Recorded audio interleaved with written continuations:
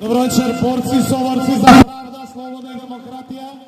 Не е само Скопје на нозе, цела Македонија на нозе и наскоро ќе се врадат и слободата, и правдата, и демократијата. Мене ми е особено драго и чест што после 6 месеци заробени во корумпираните и уништени институции од страна на Груевски, 6 месеци за жал морав да бидам дел од владата, од една институција во која што тоне во корупција, во криминал и во злоупотреби на државните ресурси. Но драго ми е за тоа што сме денес заедно и до крај ќе истераме оваа наша света битка. Минатата недела, драги соборци, извојувавме уште една битка. Председателот Заев гарантираше и велеше: избори на 5 јуни нема да има. И избори на 5 јуни нема да има, ќе има тогаш кога ќе се исполнат сите услови за фер, слободни и демократски избори. Но Никола Груевски минатата недела покаже уште едно лице за тоа како си нарачува одлуки од институциите. Си нарача одлука и покрај тоа што ги згазија сите нивни партиски одлуки, мора преку Уставниот суд, партизиран до крај, да спроведат, да нарачат уште една одлука со која што мораше да се свика собранието. Тоа е одлуката со која што ја поништија одлуката за времено, односно условно распуштување на собранието, и покрај тоа што велеа дека тоа не може да се случи. И покрај тоа што Трајко Велјаровски велеше дека нема правна и законска можност повторно да се свика собранието, денеска сме сведоци дека извојувавме уште неколку битки. Велевме дека има можност да се свика собранието и дека избори на 5 јуни нема да има, и тоа е борбата која што освоивме минатата недела. Но на Груевски му требаше нешто со кое што ќе го лаже своето членство. Бидејќи, ако се вратиме година и пол наназад, се што рече, се пореше. Секоја одлука на извршниот комитет сами си ја поништија. Тоа треба да биде верба и во лидерот на опозицијата и во она што го работиме во оваа година и пол наназад. На почетокот велеа дека снимките биле монтирани, сечени и лепени, за да денес се покаже и докаже дека снимките се автентични. Велеа дека нема да преговараат, дека не може да има договор, дека нема да има оставки од никого, па се уверивме дека најблиските соработници на Никола Груевски година дена како си заминаа. И Сашо Мијалков, и Гордана Јанкуловска, и Милја Анакиевска. Велеа дека нови министри, заменици нема да има, па бевме сведоци дека во рацете на опозицијата беа клучните ресори преку кои што ги злоупотребуваа ресурсите и ги местеа изборите. Велеа дека не може да стане збор за ново обвинителство. Денес сме сведоци на специјално јавно обвинителство за кое што они гласаа, за кое што они закон донесаа, за кое што они со нивните гласови на пратениците ги избраа токму и специјалниот обвинител и другите обвинители. И тоа специјално јавно обвинителство има огромна меѓународна поддршка и од Соединетите американски држави и од Европската унија. Велеа дека нема да има нов изборен законник, дека нема да има никакви промени. Сведоци сме на нова државна изборна комисија и на променет изборен законник. Цело време, се што кажа, се порекоа. Извршниот комитет на ВМРО-ДПМН донесе одлука дека промена на премиер не е возможна во Македонија, дека Никола Груевски не знам што. Денес од Никола Груевски ништо не зависи во Македонија. Затоа Никола никој веќе не ти се плаши. Сведоци сме дека подолго време тоа што беше незамисливо минатата година денес е реалност. Никола Груевски не е премиер, Никола Груевски заедно со неговата банда, со врхушката на ВМРО-ДПМН денеска се едно злосторничко здружение кое што од специјалното јавно обвинителство е обвинето за тешки кривични дела. Токму заради тоа Никола Груевски и неговата банда ја нарача ова срамна аболиција од лицето Ѓорѓе Иванов. Тоа е признание на целиот криминал кој што го правеа. Затоа, кога Никола Груевски даваше оставка, токму тој ден, таа енергија се обидува да ја спречат со одлука за распуштање на собранието кој што тие денес си ја прогласија за неуставна. И токму ради огромниот пораз што се одлагаат изборите заради тоа што не се исполнети условите. Заради тоа што Никола Груевски 100 пати датумите на изборите ги нарече бетонирани. Се распука и овој бетон на Никола Груевски и токму заради одлагањето на изборите и на 5 јуни и тоа без датум мораше да нарече, мораше да спроведе уште едно уништување на Пршинскиот договор. А тоа е констатирањето на оставките на министрите и на замениците министри.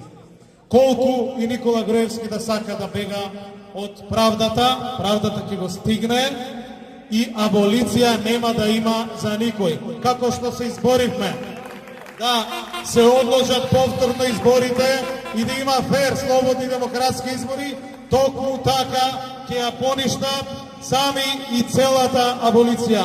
Никој нема да се спаси од правдата и од законот.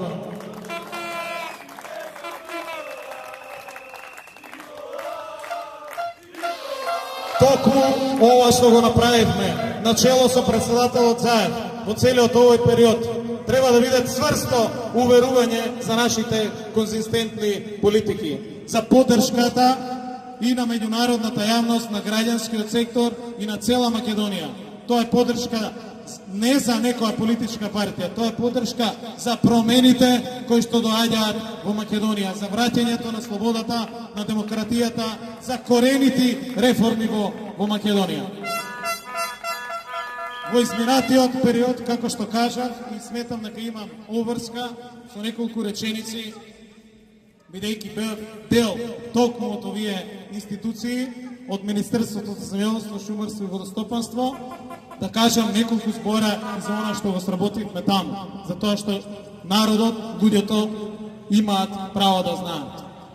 Иако сум убеден и уверен дека и преку медиумите и преку нашата теренска активност го следевте она што го правевме во изминатиот период, токму ова министерство е пример како ВМРО-ДПМНЕ, како Никола Груевски и неговата банда ги злоупотребуваат сите државни ресурси, како ги уценуваат, ги притискаат земјоделците, се со цел да ги сметат како една гласачка машинерија која што треба да им одработи на избори.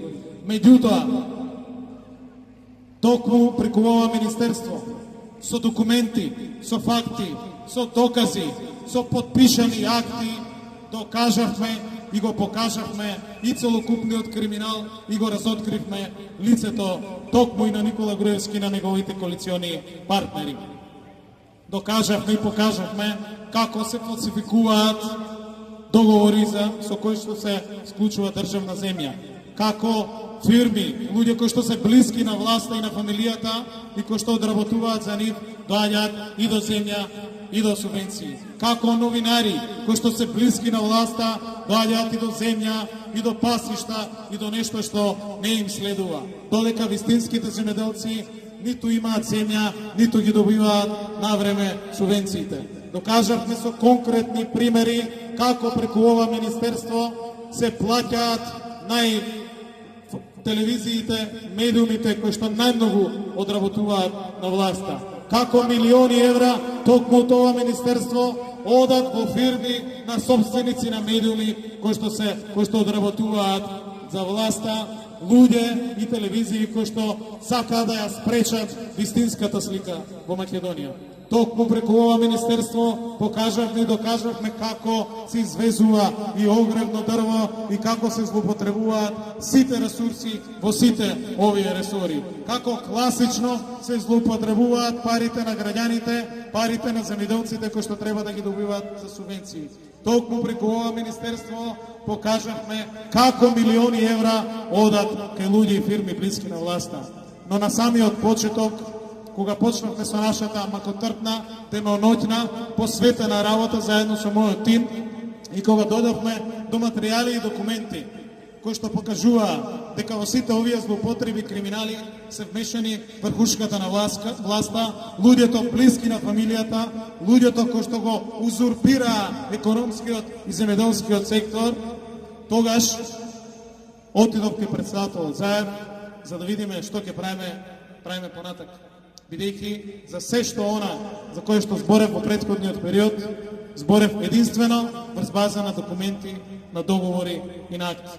И тогаш пораката на председателот беше: Љупчо, СДСМ и јас не должиме на никого, ниту на Орце Камчев, ниту на Дзинго, ниту на други газди на телевизии, ниту на Минче Орданов, ниту на кого сакаш, за сите криминали, за сите злоупотреби, за сето она што го правеле, да слушнам и јас и целата јавност од телевизиите, од медиумите.